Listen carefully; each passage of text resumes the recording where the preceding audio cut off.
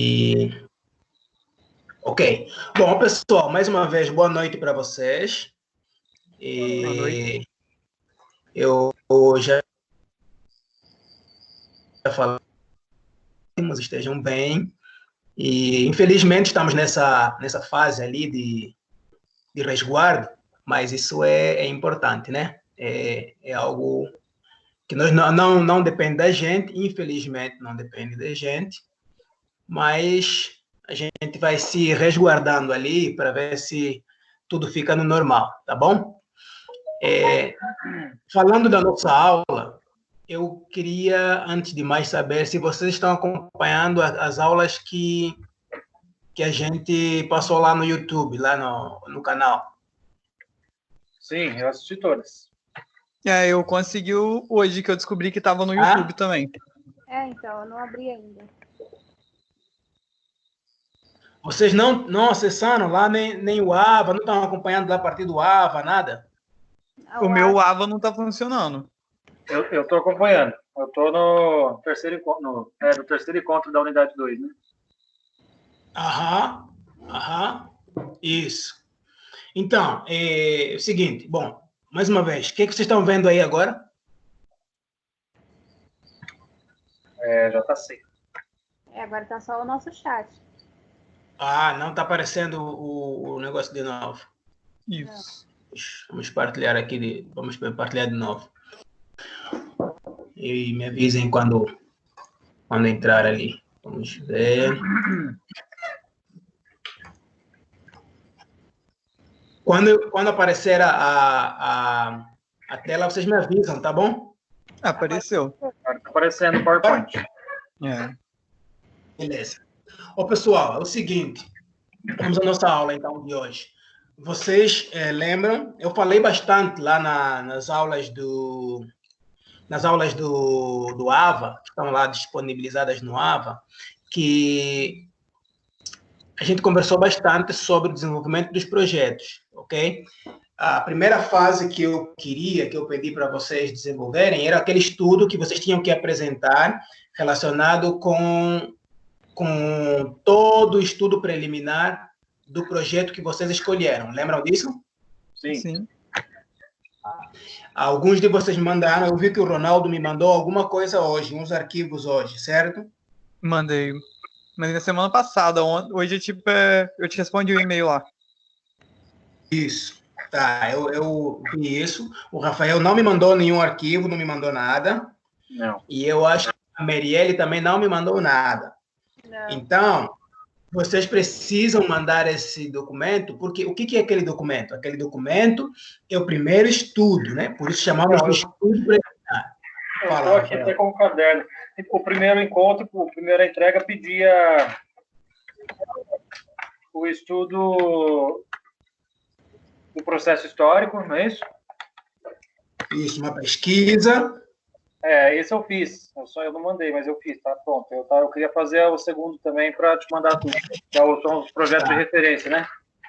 Exatamente. Eu pedi o quê? Uma pesquisa sobre estudos de referência, legislação, para vocês estudarem e descobrirem quais são as legislações que regem o desenvolvimento de um projeto arquitetônico, mas voltado para a escola. Nós estamos trabalhando na arquitetura escolar, certo? E daí, alguns de vocês escolheram para trabalhar com faculdade, outros com escola infantil e outros com escola técnica. Eu queria alterar a minha escolha. Eu posso ainda? Eu acho que já está tudo no... Eu já coloquei isso no cadastro. Vou ter que dar uma olhada para fazer a alteração. Você escolheu o quê? Eu escolhi faculdade, mas eu prefiro o técnico. Tá, eu vou dar uma olhada para ver se dá para alterar e aí já te aviso, tá bom? Okay. Qualquer coisa você me manda lá um e-mail ou uma mensagem no AVA, só para me lembrar, para ver se eu consegui fazer a alteração. Se eu conseguir, você poderá trocar, tá bom? Eu vou dar uma olhada. Inclusive, a atividade que eu fiz, que foi a primeira, fiz baseado no ensino técnico. Você não tinha escolhido o ensino técnico, Paulo? Como é que é? Eu acho que ele tinha escolhido o ensino técnico já, não tinha, não? Deixa eu conferir no vídeo aqui no YouTube. O meu está como faculdade. Cada um escolheu um projeto, certo? É. Yeah. Então, aí depende de vocês, o que vocês escolheram. É sobre isso que vocês vão ter que estudar a fundo e fazer todos os passos do projeto. Então, vamos lá. Hoje, nós vamos fazer uma retomada, mas trabalhar bastante com a questão do próprio desenvolvimento do projeto, né, escolar. Como é que é? Existe uma fundação de desenvolvimento escolar, essa FDE. A FDE é uma federação de desenvolvimento, tá? É uma instituição que traça as normas necessárias para o desenvolvimento de projeto escolar.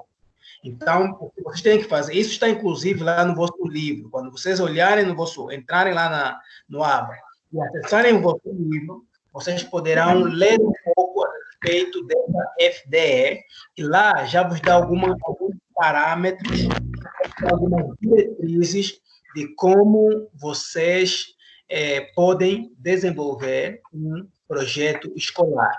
Até aqui estamos claros? Entenderam? Sim. Tá. Então, é muito importante que vocês acessem esse material para terem uma ideia de como é que funciona o desenvolvimento de um projeto escolar. Nós vamos falar sobre a definição do partido arquitetônico. Tudo isso que eu estou falando aqui, na verdade, eu já dei uma pincelada teórica lá na sala de aulas. Eu já falei um pouquinho sobre o partido arquitetônico. Aqui temos duas imagens, dois exemplos de um partido arquitetônico.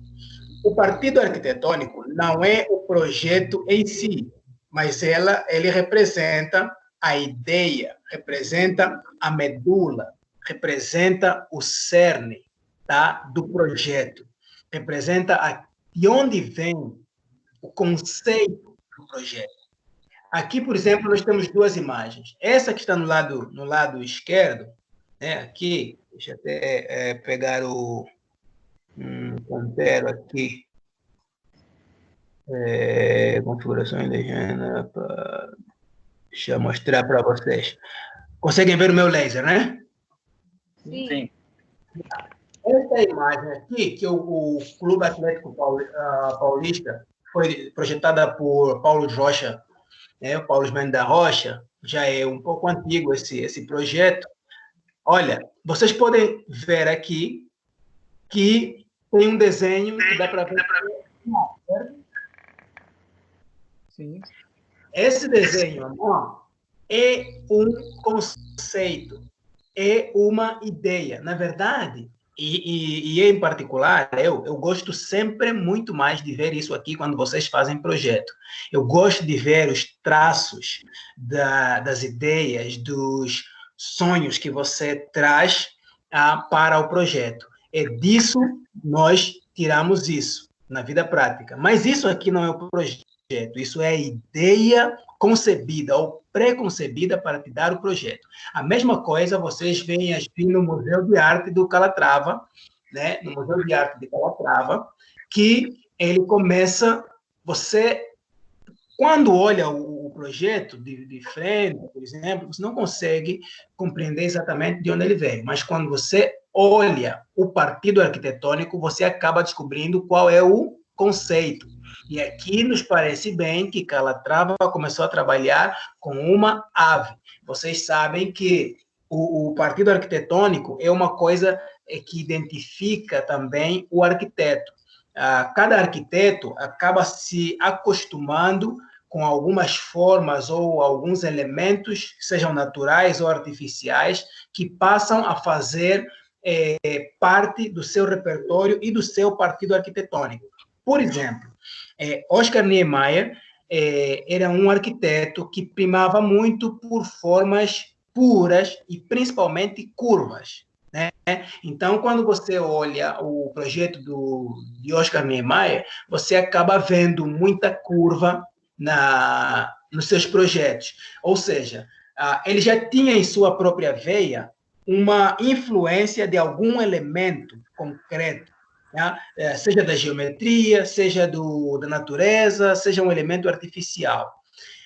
O Calatrava é um arquiteto que trabalha muito com formas naturais. Mas que formas naturais? Principalmente organismos vivos da natureza. Então, o Calatrava ele usa muito animais e usa também, algumas instâncias, ele usa muito também o corpo humano. Se você começar a estudar um pouco os projetos do Calatrava, você vai ver que sempre tem a ver, sei lá, com o esqueleto de um peixe, tem a ver com esqueleto de um pássaro, de um animal, com a torção do corpo humano, enfim, sempre em cada um dos projetos tem essa...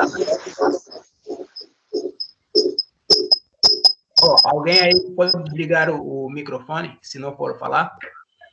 Ou não sei quem tá, ou baixar o microfone, para não fazer feedback. Tá. E isso faz parte do partido arquitetônico de cada um, tá? É o que você vai se acostumando, vai inspirando você, tá? Esse é o conceito básico do partido arquitetônico. Agora, a pergunta é, como é que nós construímos ou concebemos um partido arquitetônico? Alguém quer falar? A partir do quê? Eu já falei um monte, mas a partir do quê ou como nós podemos construir um partido arquitetônico? Analisando algum ponto histórico do local, da cidade. A partir de uma forma, pode ser feito? Alguma característica do terreno.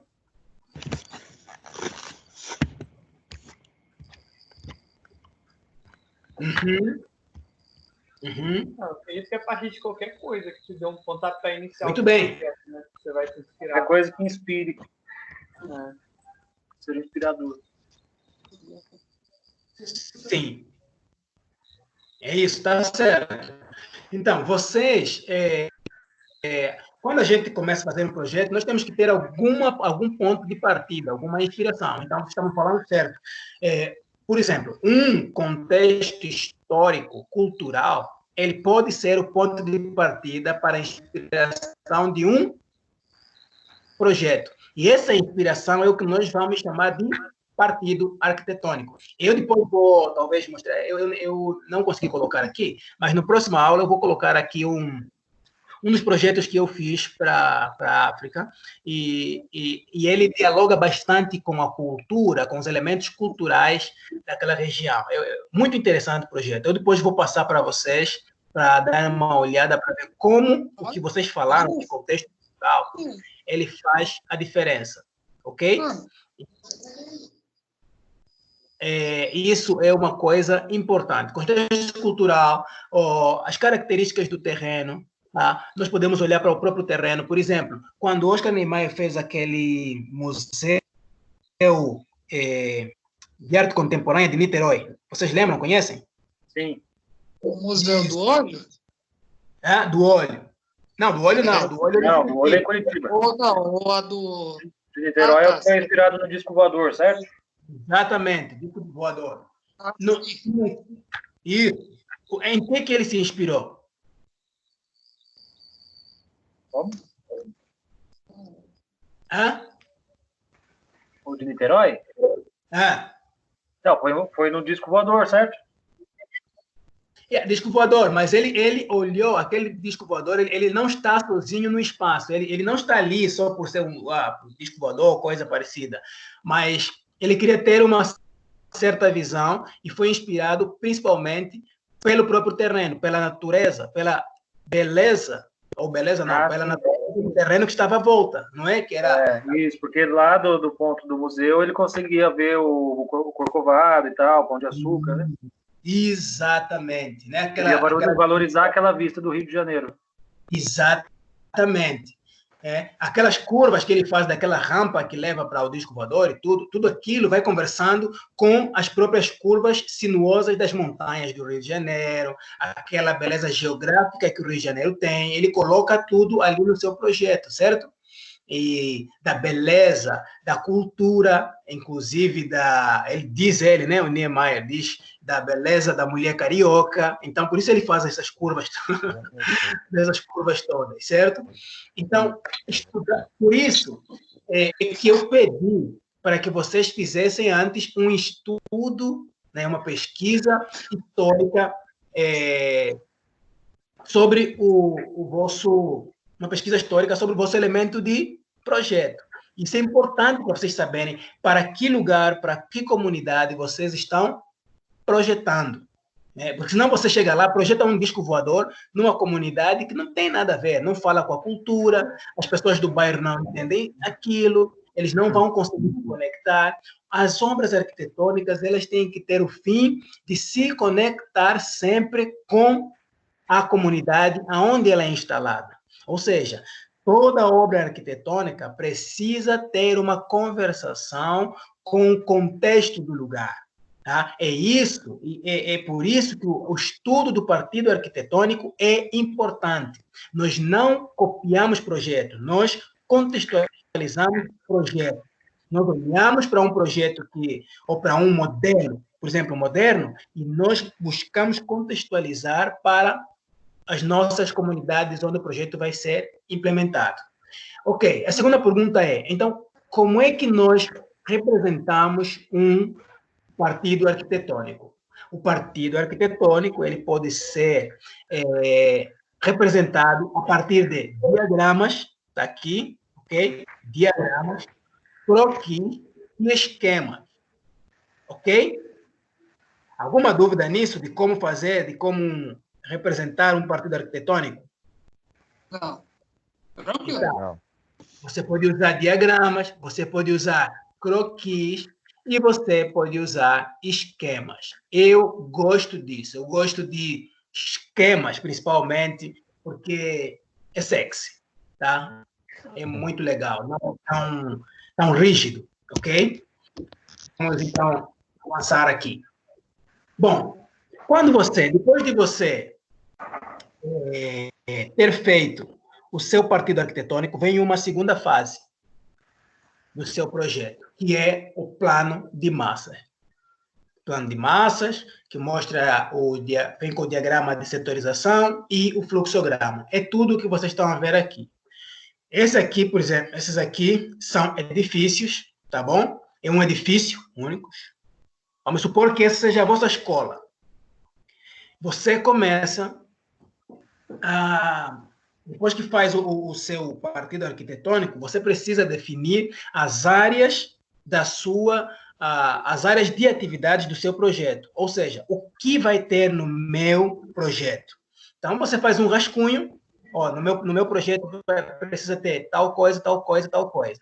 E você, diante do seu rabisco, que fez o seu construído pelo seu partido arquitetônico, você constrói uma volumetria. Essa volumetria ainda não é dimensionada dentro dos critérios da arquitetura, de questões normais. Não é só uma volumetria para você ter ideia de quais espaços você precisa para complementar ou para construir o seu projeto. Então, você começa a desenhar certos elementos para te darem uma visão geral de todos os espaços, todas as atividades que você precisa para desenvolver o seu projeto e, inclusive, para que você desenvolva o seu diagrama de setorização e do fluxograma, ok? Então, é isso que nós chamamos de plano de massas. É a relação entre as áreas e os usos, tá? Plano de massas é essa relação entre a área que nós precisamos para uma determinada atividade, tá? Com a própria utilização dessa área. Por exemplo, nesta primeira imagem aqui, o cara fez essa geometria externa. Então, ele já escreve, espaço externo, esse aqui será o espaço externo e tal, uma Praça Norte e Sul, rua de convivência, área de convivência aqui. Tá. O resto, você não sabe nada. Ele faz o mesmo projeto e delimita uma outra área e ele escreve, isso aqui será a área de circulação de veículos e estacionamento. Ou lá para baixo. Vai noutra, mesma volumetria, ele copia e agora delimita quais são as circulações verticais. Isso significa que são o quê? Que são esses vermelhos aqui? Então, Escada? circulação, escadas, elevador, rampa. Exatamente. Exatamente. Então, ele está começando a fazer o quê? Está começando a delimitar os espaços que serão utilizados no projeto. Ele não está dimensionando nada. Ele só está começando a dizer aonde vai ter o quê. Então, ele fala circulações vertical. Aqui, essa circulação é horizontal, porque é de veículos e o estacionamento. Mas aqui, ele está dizendo aonde serão implementados ou implantadas acessos verticais, escadas, rampas, elevadores, etc. E ele copia de novo e faz uma outra área. Ele está explicando o que é isso aqui. Não tem nada, está tudo branco. Eu não sei o que é cada área. Aqui ele vem e destaca esses volumes, né? Tudo em volumetria. E ele diz que isso aqui será o complexo sociocultural. Então, eu já estou começando a dar uma forma no meu projeto. E aí eu tenho 2 blocos aqui, 2 volumetrias que eu também não sei o que é. E eu venho para cá e ele diz que tem atividades físico-desportivas. Esses 2 blocos serão áreas para atividades físico-desportivas. Não tem detalhe, não tem dimensionamento, não tem equipamento, não tem nada. Não está projetado, ele só está trabalhando e tentando construir um diagrama de como será. Aqui terá a área de saúde, que é dentro desse edifício, terá uma área que é de saúde e nutrição. Aqui, né, são 2 áreas, portanto, eu consigo saber. E, enfim, aqui é a mesma coisa, e nesses blocos também a mesma coisa. Ele vai dando essas explicações no projeto. Essa parte é o nosso plano de massas que vocês precisam fazer depois do partido arquitetônico e demonstrar no projeto como será mais ou menos o funcionamento do projeto, como será a articulação dos espaços com os seus fluxos. A partir disso é que vocês constroem aquilo que vocês chamam de fluxograma, só depois que vocês representam volumetricamente todos os espaços em um determinado desenho, tá bom? Então, essa é uma outra etapa que vem depois do vosso estudo lá do... como é que chama? Vem depois do... Partido. Obrigado. Tá? É a mesma coisa aqui. Tem o terreno, ele representa aqui os blocos, vai trabalhando, aqui vai vendo, ele vai representando aqui os fluxos, vai distribuindo os blocos. Começa, é sempre tudo um jogo um jogo volumétrico. É a organização de como você quer dispor todos os elementos, quer dispor todos os espaços em um determinado terreno. Tá? Aqui, por exemplo, tem um só bloco, mas isso ainda não diz nada, né? Mas já é o início. Quando ele chega nessa segunda fase aqui, ele já começa a determinar, quando você começa a colocar os fluxos, preste atenção, isso é importante. Os fluxos, eles vão determinar a importância de cada espaço. A maneira como você determinar como serão os fluxos vai determinar a importância de cada espaço e como será a acessibilidade e a mobilidade dentro do seu projeto. Tá? E isso pode mudar completamente de acordo com as características do seu terreno. Tá? Aqui ele tem esse estudo da permeabilidade e da paisagem e arquitetura. Ok, aqui é uma coisa interessante. Vamos parar um pouco aqui nisso aqui. Ok. Gente, o projeto, aqui é uma coisa importantíssima que eu vou cobrar muito no vosso projeto. O projeto arquitetônico, ele não está desassociado do seu espaço. De que eu digo espaço urbano, com o entorno, com tudo o que acontece à sua volta. Por esse motivo, vocês precisam, antes de projetar, sempre estudar muito bem as relações do seu terreno com o entorno. É aí que entra o estudo do zoneamento, da lei de zoneamento, do plano diretor, tá? Da área que vocês estão a estudar. Por quê?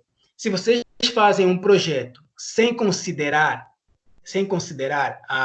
o entorno, vocês poderão fazer um projeto, primeiro, equivocado, segundo, que cause impactos externos sem um estudo de massa ou de viabilidade. Vocês têm que saber quais são os impactos que essa implantação de projeto aqui vão causar em todo o entorno do espaço urbano. Por exemplo, no sistema de circulação, quantas pessoas vão circular aqui? Quantas pessoas essa área vai comportar? Portanto, quantos carros vão passar em cada rua que esse edifício ocupa?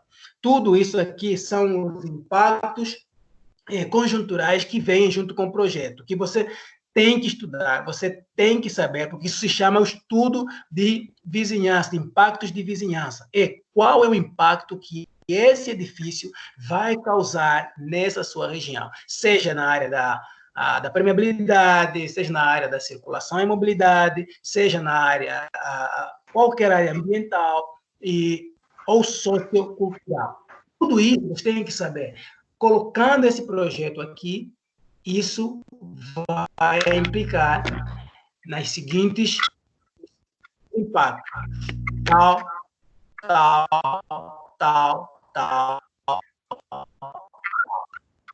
Isso é uma coisa que eu vou querer que vocês trabalhem bastante. Combinado? Capítulo? Certo. Alguma dúvida? Por enquanto, não.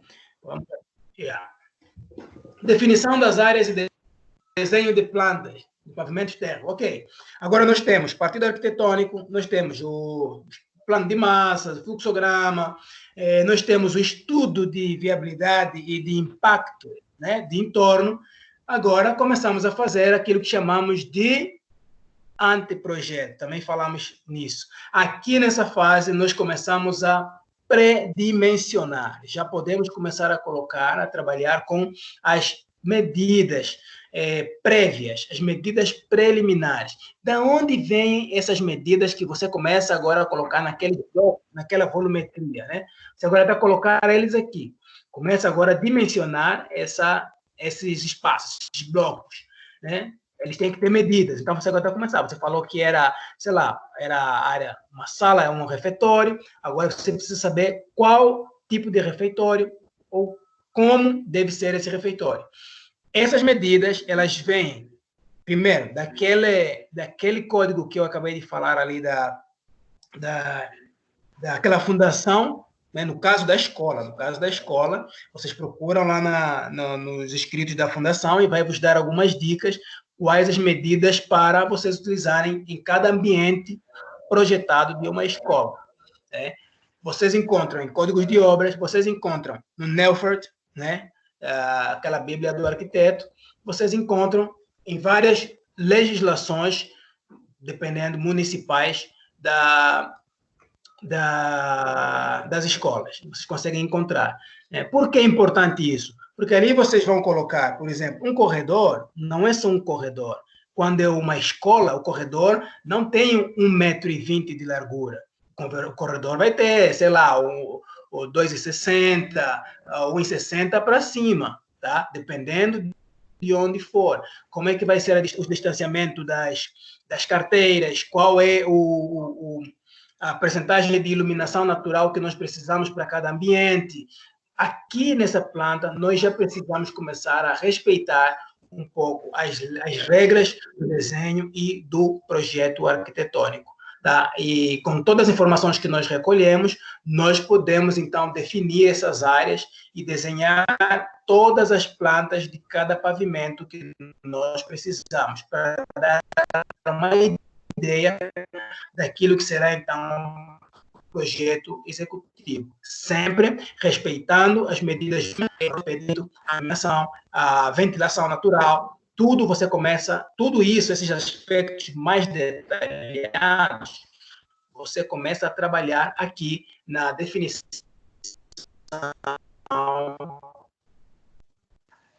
das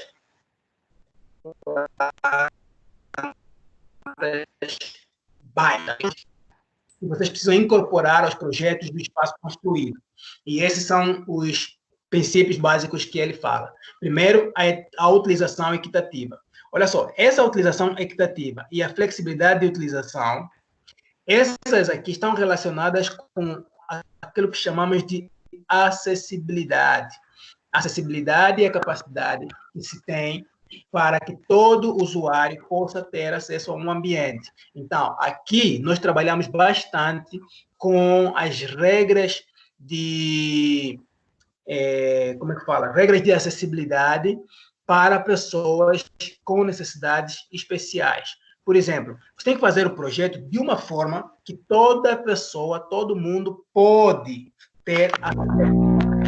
O projeto é bonito, seu projeto é bacana, né? Tem conceitos interessantes, mas o seu projeto não for acessível, por exemplo, para um cadeirante, ele deixa de ser um projeto acessível. E isso é um dos piores erros que você pode cometer num projeto contemporâneo, quando você trata de arquitetura acessível, tá bom? Então, a utilização equitativa é aquela que pode ser utilizada por qualquer grupo de utilizadores, sejam deficientes ou crianças, adultos ou idosos, tá bom? Flexibilidade de utilização é aquele projeto que pode ser, que é flexível no seu modo não só do uso, mas também da sua própria transformação, né? Ele tem flexibilidade, qualquer um pode utilizar para vários aspectos. A utilização simples e intuitiva. Informação perceptível.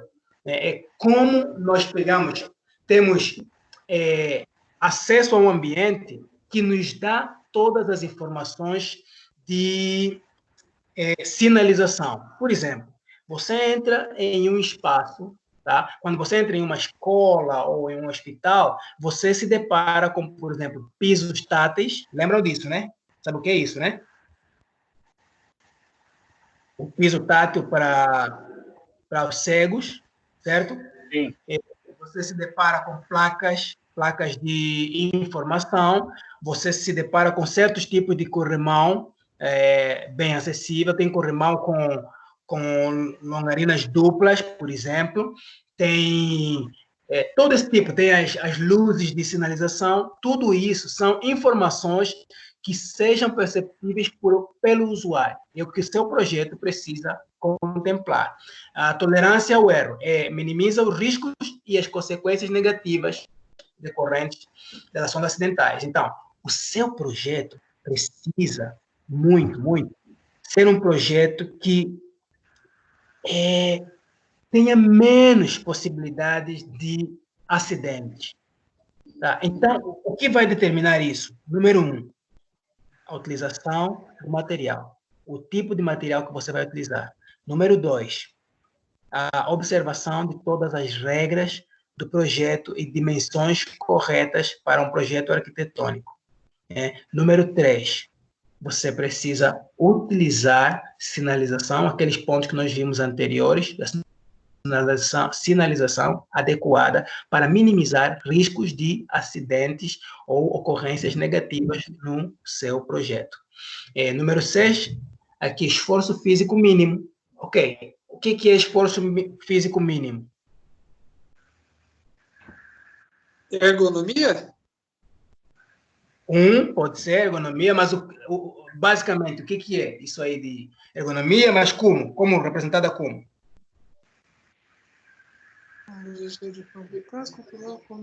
Diga. Pode ser espaços mais confortáveis, pode ser de fácil acesso para todos. Escadas com as alturas dos degraus corretas. Aham. A altura das mesas, das cadeiras.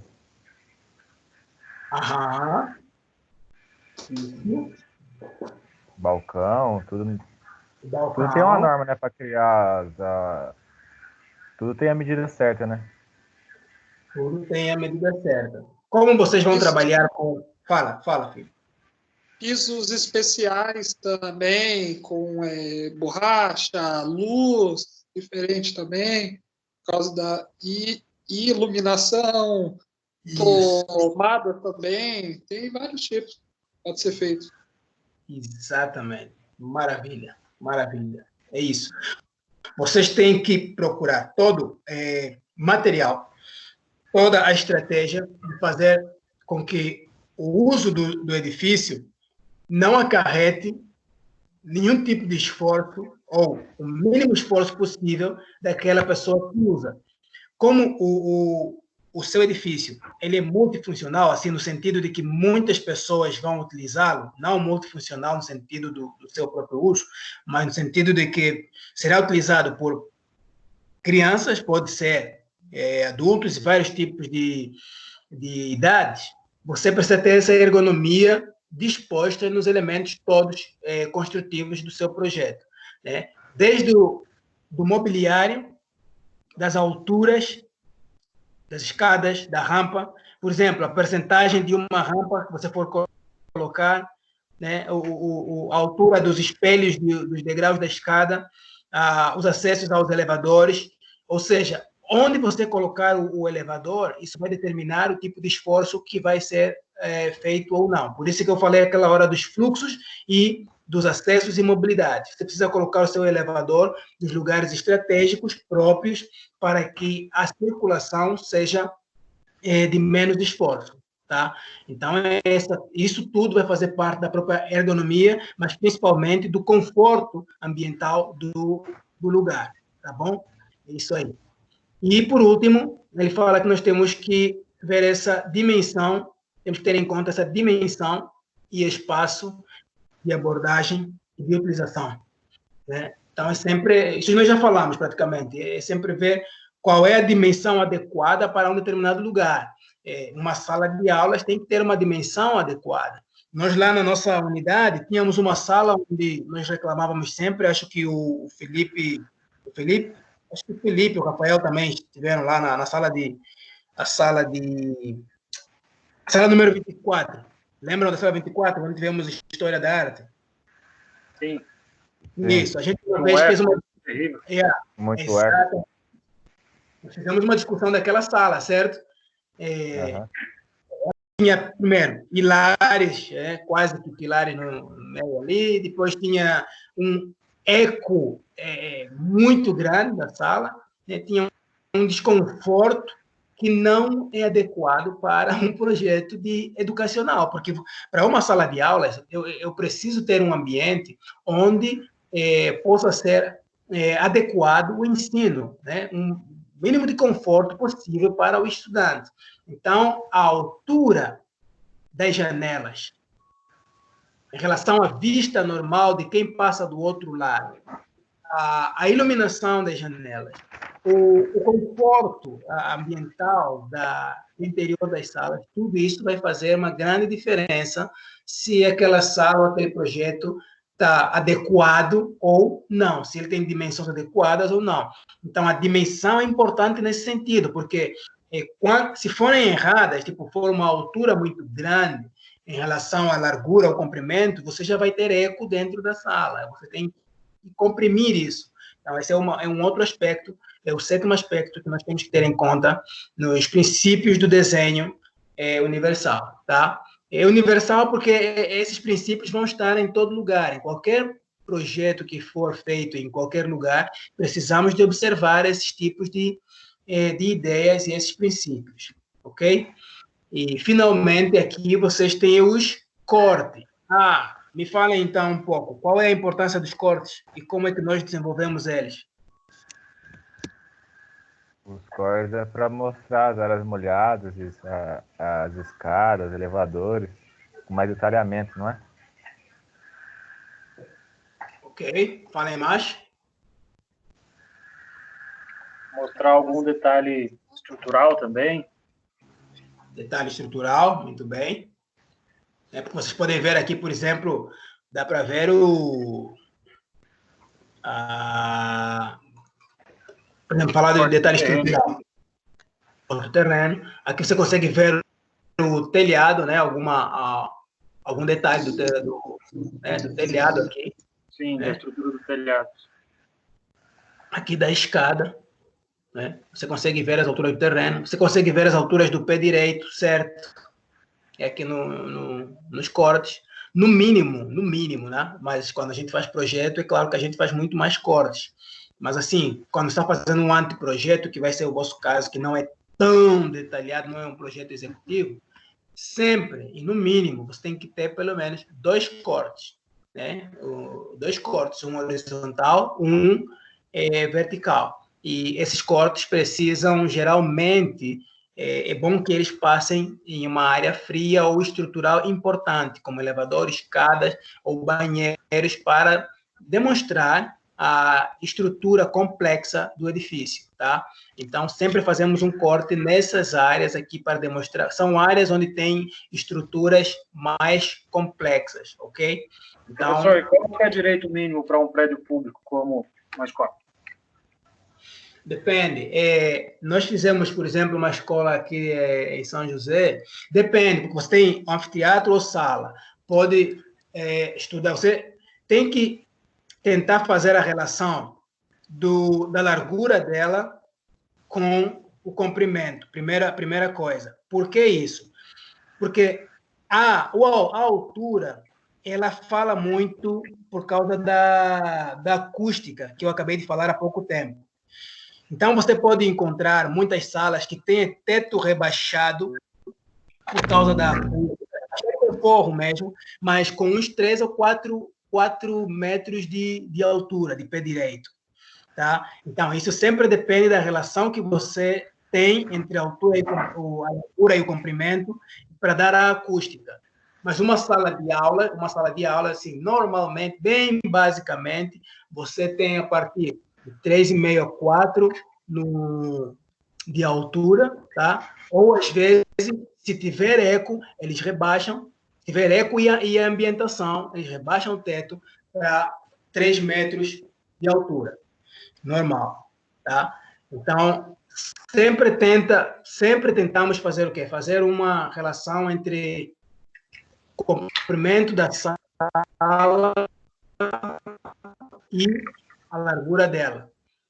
O comprimento da sala vezes a altura vai determinar a acústica do ambiente.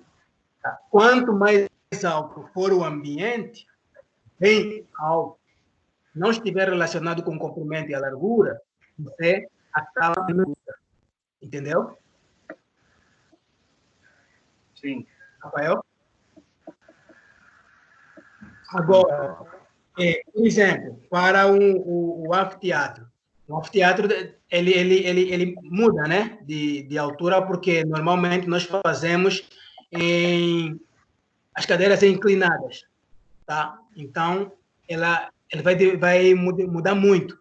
Na parte mais baixa, você pode ter de 6 a 8 metros, por exemplo, de pé direito, na parte mais baixa. Lá em cima, você pode ter ali uns 2,80 a 3 metros, por exemplo. Tá? Ó, tem aqui, olha, tem um anfiteatro, por exemplo. Ah, legal. Tá vendo? Aqui, né, vamos supor que essas sejam as salas. Nas salas, eu posso ter de 3 a 4, vamos falar assim, vamos dar uma exagerada, tá?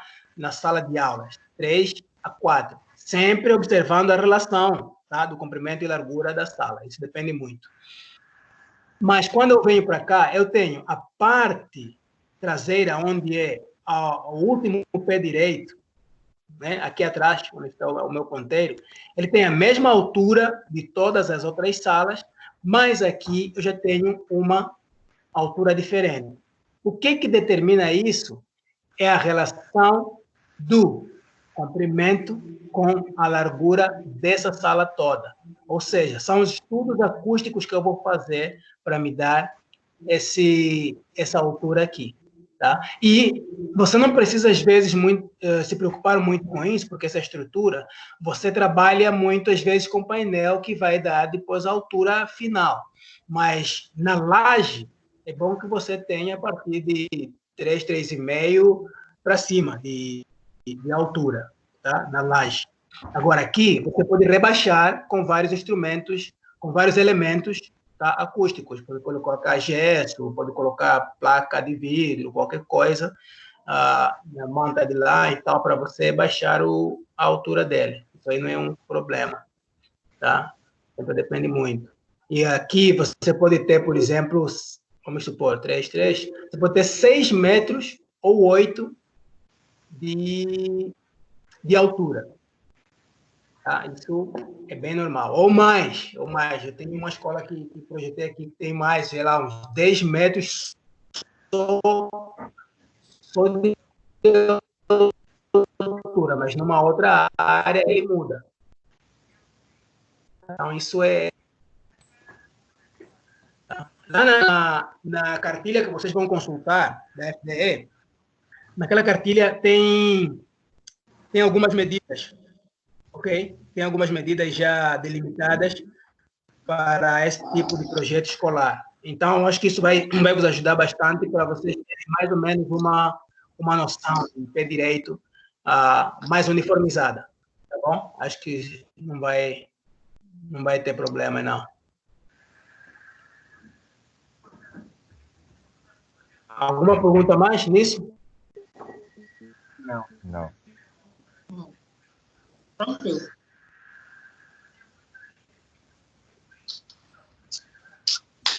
Tá bom. A última coisa que vocês vão fazer, então, eu pedi para fazer uma maquete. Eu falei, a maquete pode ser eletrônica ou 3D. física. Que vocês vão fazer.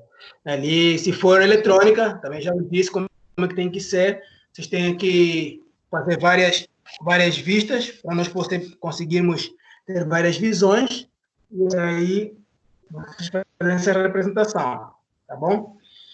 Então é isso. Agora, as pranchas, essa aqui, por exemplo, é um exemplo de representação de pranchas. Eu vou deixar vocês bem à vontade para serem criativos nas vossas pranchas, mas vão me representar quase tudo que vocês falaram.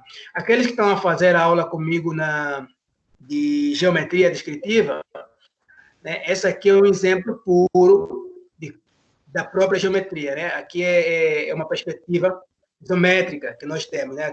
Axonometria de um objeto. Então, você vai representar aqui e depois fazer a representação dele também na sua própria prancha. Prancha sempre com imagens. Isso eu acho que fica bem bonito, para não ficar tão pesado. Sabe, quando você faz uma prancha e tem, por exemplo, onde está? Você tem uma prancha cheia desses elementos, para representação, assim, para apresentar academicamente ou para o cliente, não fica tão bonito, tá? Não fica tão atrativo. Então, isso aqui é legal quando nós estamos no projeto executivo, nós estamos no setor, são pranchas para técnicas, tá bom? Mas quando você vai apresentar um projeto, né, seja para a escola ou para o cliente,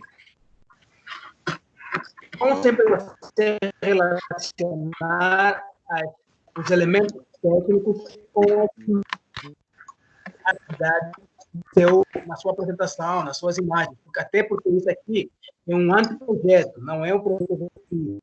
Então, você tem os elementos, né, os elementos mais técnicos com os elementos artísticos, que são as imagens. Eu trago algumas imagens e trago os elementos técnicos aqui, que estão combinando com algumas imagens. Isso dá uma criatividade e uma leveza na apresentação. Então, vocês podem ter essa criatividade, né? E aqui, ó, vocês podem ver que tem toda uma descrição, tá?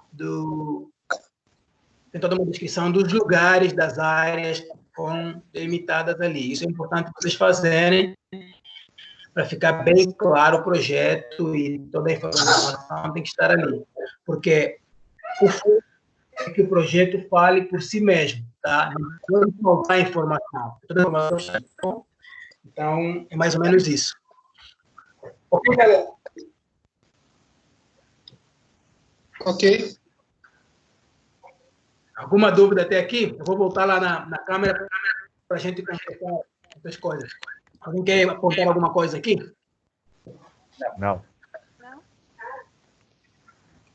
Beleza.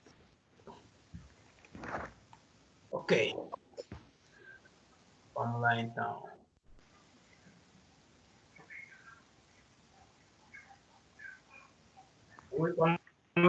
Vamos ligar aqui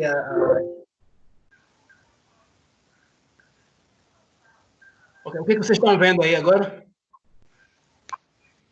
Agora tá a sua tela. O chat. Agora estamos na tela da sala de aula, certo?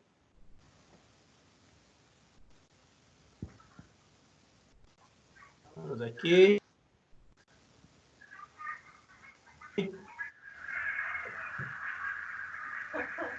Agora, Estão vendo aí ou não? Estão me vendo aí? Não. agora Agora sim. Sim. Maravilha. Ok. Agora eu quero fazer o seguinte, pessoal, eu preciso saber em que nível estão os vossos projetos, aonde vocês estão. Então, eu vou começar aqui na minha lista com o Felipe. Então, os outros podem, se quiser colocar no mudo, podem colocar. Vou começar perguntando para o Felipe em que fase está o seu projeto, o que ele está desenvolvendo e quais são as dificuldades e dúvidas que está tendo, ok?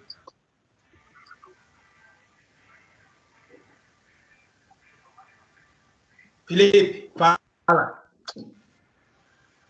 Então, eu fiz a pesquisa da história, tudo que eu passei para o senhor, e pesquisei as duas escolas técnicas que eu ia meio que pegar algumas ideias delas.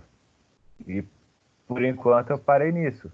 Eu vou começar agora a procurar algum terreno em algum lugar para mim começar a pensar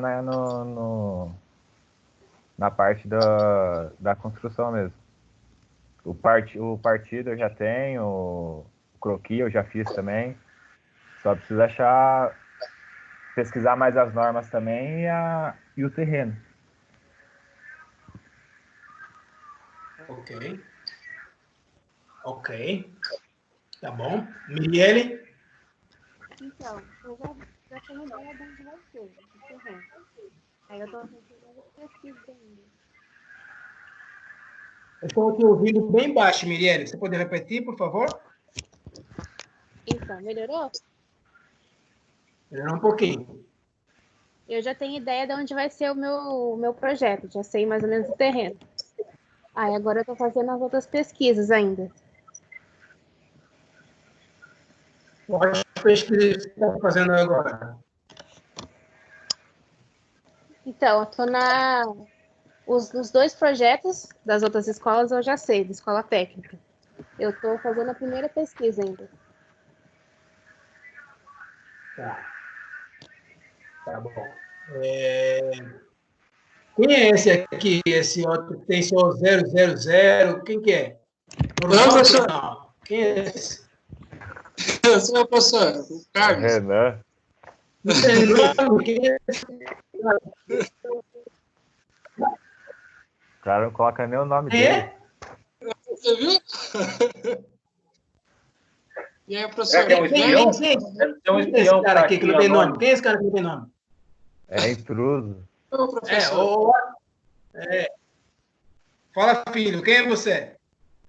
Eu sou o Carlos Tan, seu aluno, Carlos. quinto semestre de arquitetura. Beleza? Liga a sua câmera. Liga a sua câmera aí. Ih, tá ligado? Tá Tá bom, filho? ligado, pô. Por Tá que você não ligado? colocou o seu nome? Tá, já Oi? te vi. Já te vi. Ah, já viu? Ah, sim. Essa é meio bugado que é assim. Isso, agora sim. Muito bem.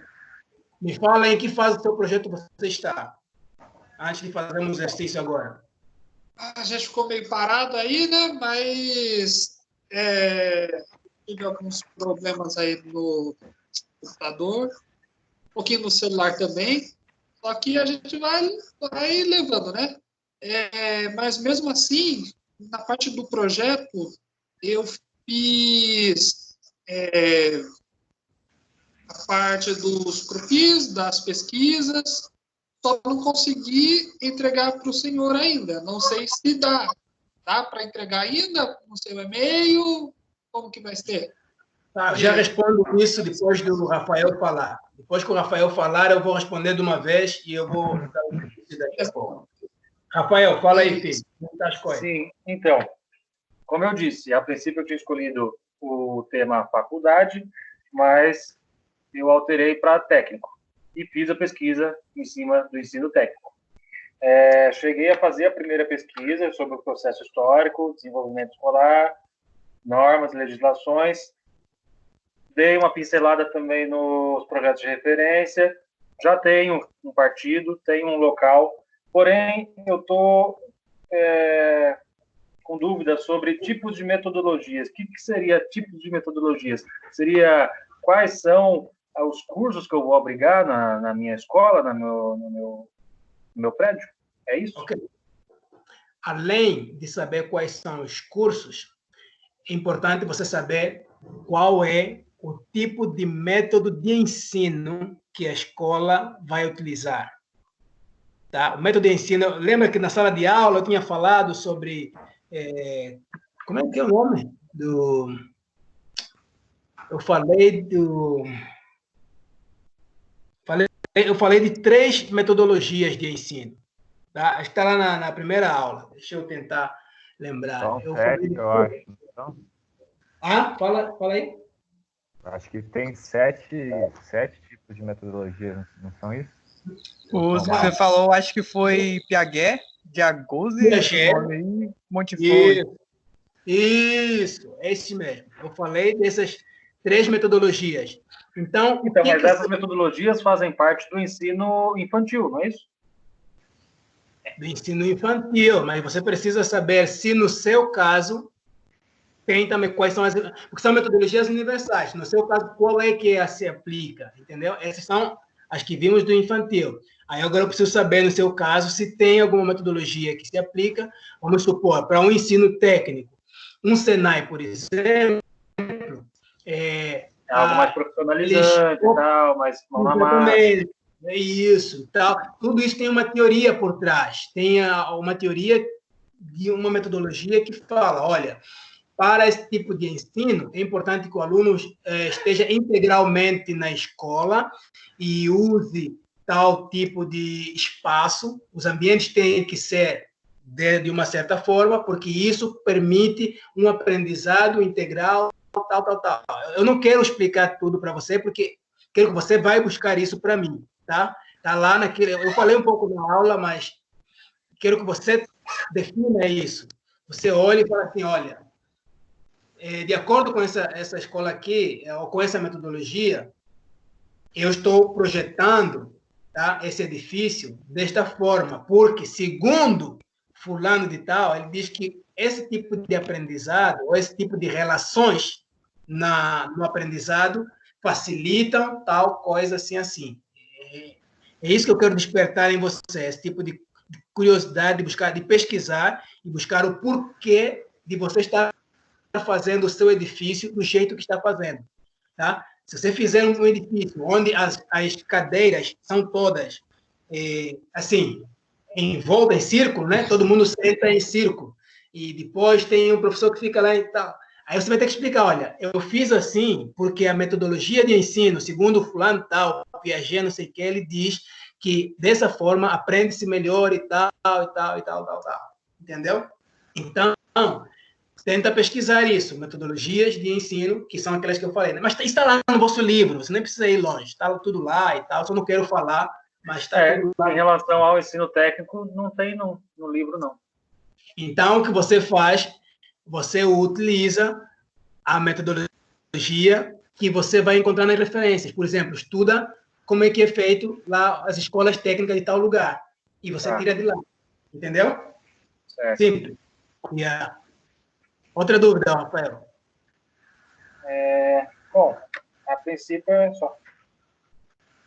Então, você já fez o partido, é isso? Sim, não fiz, mas estou em mente. Tenho em mente um partido. Seria o mapa da cidade de Jacareí. Pode ser considerado um partido? Assim, eu não vou... O formato, né? O formato grosso, assim, do negócio. Tá. Vamos falar disso agora. Peraí, deixa eu primeiro ouvir o Ronaldo. Já vou te responder também. Certo. Ronaldo, aparece aí para nós. Tá. Vamos ver. Aí foi. Então, galera, eu tinha pensado naquele projeto que eu tinha te mostrado lá, o croquis que eu tinha feito em sala, que era sobre uma coisa mais remetendo à grandeza, alguma coisa que vai levar uma pessoa a um nível maior. Só que eu acho que isso não vai encaixar por aqui, não vai encaixar nesse entorno, então eu coloquei até no Word que eu te mandei, que eu dei uma alterada boa nisso tudo. Eu vou jogar meu projeto para alguma coisa bem diferente, que agora eu estou pensando mais no partido de forma geométrica, remetendo o modernismo e essas questões assim. Eu estou um pouco em dúvida só da legislação. Qual a legislação, mais ou menos, você me aconselha a começar a pesquisar de cara? Porque eu não pesquisei para a primeira parte nem para a segunda. Estou até um pouco atrasado nisso. Você já olhou, pelo menos, no mínimo, o seu zoneamento e o plano diretor da área que você vai trabalhar? Não olhei. Eu pensei o terreno hoje, por sinal. Isso é uma coisa fundamental para você começar a olhar, tá? Tá bom. É o quê? Começa a olhar o plano diretor, o zoneamento, e dali Tá. quando você souber isso, você vai encontrar o código de obras para essa região, e você depois vê aquelas outras leis que estão lá no vosso material, que fala das verificações de escolas técnicas, faculdades e tal. Está lá na vossa matéria, tá bom? Tá bom. Mas começa, por enquanto, por essas legislações mais imediatas, assim. Tá bom? Tá bom. Ok, galera. Então é o seguinte. Número 1. Primeiro, todos vocês precisam ter acesso do vosso app. Agora, como nós estamos nesse cenário de aulas ao vivo, à distância, é importante que vocês fiquem muito ligados com o vosso próprio material, porque não estão tendo muito contato. É muito limitado a gente ter certas abordagens com vocês, né? Fica limitado às vezes. Então, acessem o vosso material. Esse é número 1. Número 2, me mandem os exercícios que eu pedi. Tá? Eu já lancei algumas notas baseadas naqueles exercícios lá, os anteriores. Quem mandou já tem lá a nota. Quem não mandou está sem nota. Então, assim, mas de qualquer forma eu preciso de ver para corrigir e vos ajudar a direcionar como vocês vão trabalhar. Número 3, nesse momento, agora, nós vamos fazer um exercício, tá bom? Vamos fazer um exercício. Cada um de vocês, agora, vai pegar uma folha, tá? De papel, e vai desenhar o seu partido. Alguns de vocês têm em mente, o Rafael disse que tem mais ou menos uma ideia. Em vez de o Rafael me falar, eu quero que o Rafael desenhe isso e de várias formas, faça ali o seu partido e mostre para mim. Então, vocês vão desenhar partido e vão desenhar fluxograma. Fluxograma pode ter tanto forma de volumetria, tá bom? Plano de massas, como eu mostrei ali. Então, vocês vão desenhar isso. Vamos começar primeiro. O primeiro exercício é para o partido. Tá bom? Então, Eu já vocês tenho vão fazer partido agora. feito. Só falta o Mostre plano para de mim, mostre para mim a Ou então faça o plano de massa e depois me mostra o partido arquitetônico. Mas só falta o plano de massa só. Tá. Eu quero ver, quero que você mande isso. Eu faço o plano de massa agora e depois me manda agora mesmo tudo junto. Enquanto isso, eu vou dar vou ficar aqui prestando atenção e ouvindo vocês. Vocês vão ficar ali trabalhando. Na verdade, vocês deviam ter ligado as vossas câmeras todas para eu ver vocês trabalhando ali. Entenderam? Então tá bom. Eu quero ver todo mundo trabalhando. Pelo menos tem papel perto aqui. Rafael, liga aí a sua câmera também. Obrigado. Isso.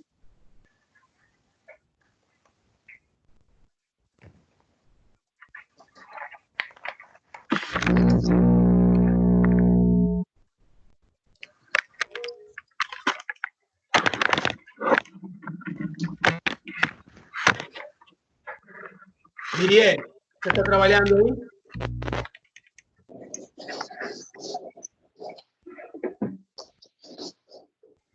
Miriel? Oi, Entendeu? Entendeu o exercício? entendi. Tá bom. Eu sei que eu vou mexer aqui, gente. Vou mexer aqui. Se der uma pausa ou eu sumir, não se preocupem. Eu vou voltar de novo. Só quero testar se esse vídeo já pode ser pausa aqui, tá bom? Vou trabalhando aí, que eu vou mexer aqui alguma coisa para ver se eu consigo controlar melhor vocês. Espera aí.